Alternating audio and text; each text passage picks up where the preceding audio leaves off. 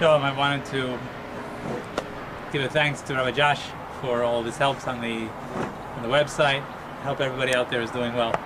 I have a thought I want to share. It's not so much a classic Dvar Torah, it's more kind of a thought for the 3 weeks. This is a difficult time period for all of us, but it also can be used as a very honest time period. The 3 weeks is a time when there just have not been good things for the Jewish people. Now, we don't have a great, the other times of the year, historically, I don't think it's been a picnic necessarily either, but these are times which have been particularly difficult. When things are difficult, it can be a time to get down, but it can be a time to focus on oneself and redirect where one's going. I wanted to share the thought as follows.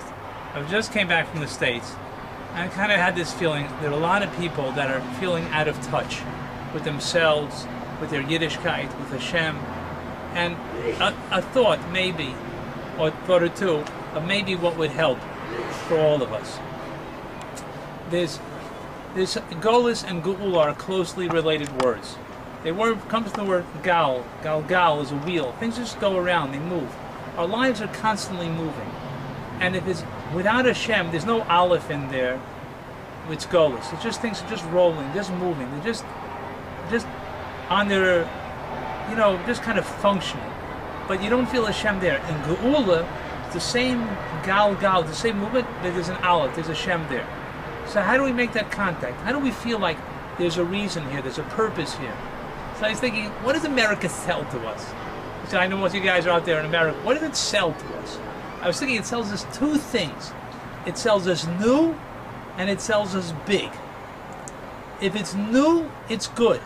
If it's big, it's good. And I was thinking that Yiddishkeit is just the opposite. Yiddishkeit, if it's old, it's good, and if it's small, it's good. Which means, when it's old, I think, you know what I have? I don't have to have something new all the time. You know what I've had for a long time, for example? All of us have, we've had our eyes for a long time. That's an old thing, right? What could be better? We need something new? That's not good enough? There's plenty of old things, you know what I mean? Our stomachs, Baruch Hashem, Halavai, for all of us are functioning well. But that's something old. But the new thing, it's got to be something new, something we should focus on the old. And in terms of the small, in America it's got to be big. Because if it's not like you're making a whole revolution, a whole big change, so then what is it?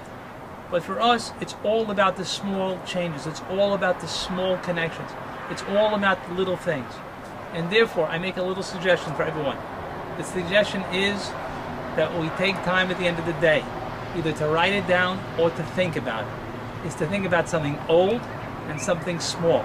Think about something old, something which you have, a gift, something which is really something that you took for granted, but has been around for a while. It could be family.